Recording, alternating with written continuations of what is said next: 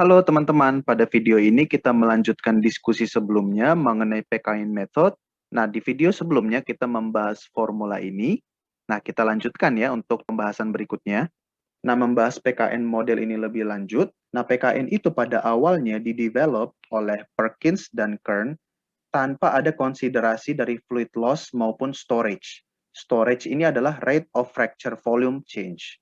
Nah, pada tahun 1972, ada lagi seorang ahli namanya Bapak Nordgren, dan Bapak Nordgren ini menambahkan asumsi mengenai fluid loss dan storage dari metode yang sebelumnya ditemukan oleh Perkins dan Kern. Itulah sebabnya kita mendapatkan metode akhir yaitu PKN yang merupakan gabungan dari model dari Perkins, Kern, dan Nordgren. Nah, kalkulasi yang dilakukan oleh Nordgren ini cukup kompleks dan membutuhkan numerical solutions untuk bisa memecahkan solusinya. Namun kita dapat menghindari perhitungan numerikal yang seringkali lebih kompleks, lebih susah melakukannya jika kita melakukan simplifikasi. Nah, jika kita melakukan simplifikasi, kita dapat melakukan perhitungan dengan analytical solutions. Dengan catatan kita membuat dua limiting case, yaitu yang pertama storage dominated approximations, di mana pada aproksimasi ini kita mengasumsikan tidak ada leak off dari fracture kita. Dan asumsi ekstrim satu lagi adalah kita memiliki high leak off approximations. Namun, pada metode PKN ini, jika kita mengasumsikan tidak ada leak off, maka metode dari Bapak Nordgren ini masih sedikit berbeda dari metode yang awalnya dicetuskan oleh Perkins dan Kern. Oke, jadi seperti yang saya sebutkan, bahwa pada mulanya di tahun 1961, Perkins dan Kern mengasumsikan tidak adanya fluid loss maupun storage. Nah, jika kita aplikasikan asumsi tersebut di metode PKN yang dicetuskan oleh Nordgren, maka masih ada slightly different antara kedua model. Nah, itu yang akan kita bahas di slide berikutnya.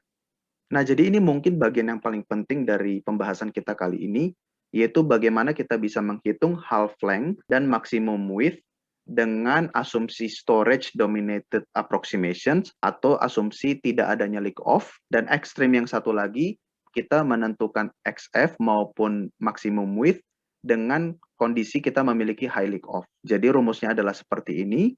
Nah, jika kita memiliki data dari masing-masing parameter yang dibutuhkan, maka kita cukup melakukan kalkulasi dengan sederhana atau dengan analytical method ini, kita sudah bisa mendapatkan XF maupun maximum width. Nah, setelah mendapatkan formula tadi, sekarang kita ingin mencoba untuk memecahkan sebuah kasus.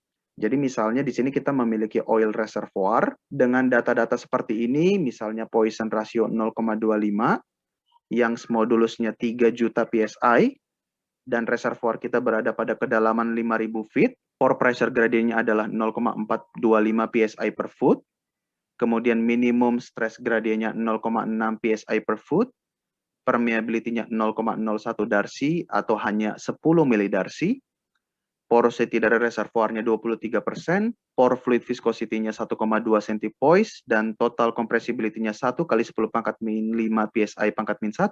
Kemudian juga diketahui bahwa kita memiliki frac fluid dengan viscosity 600 centipoise, pumping rate-nya 50 barel per menit, selama 60 menit kita lakukan pumping, dan diperoleh average net pressure-nya adalah 300 PSI selama treatment, dan juga diasumsikan kita memiliki fixed fracture height atau fracture height yang konstan di sepanjang fracture, yaitu sepanjang 150 feet tingginya, dan bahwa leak off mechanism dengan filter cake build up maupun filtrate invasion dapat dineglect, maka kita diminta untuk menghitung fracture half length dan the fracture width dengan metode PKN dengan kita menggunakan dua limiting case, yaitu no leak off atau storage dominated approximation serta high leak off approximation.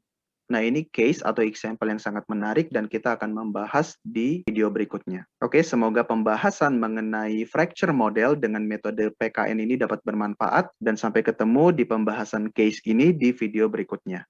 Thank you.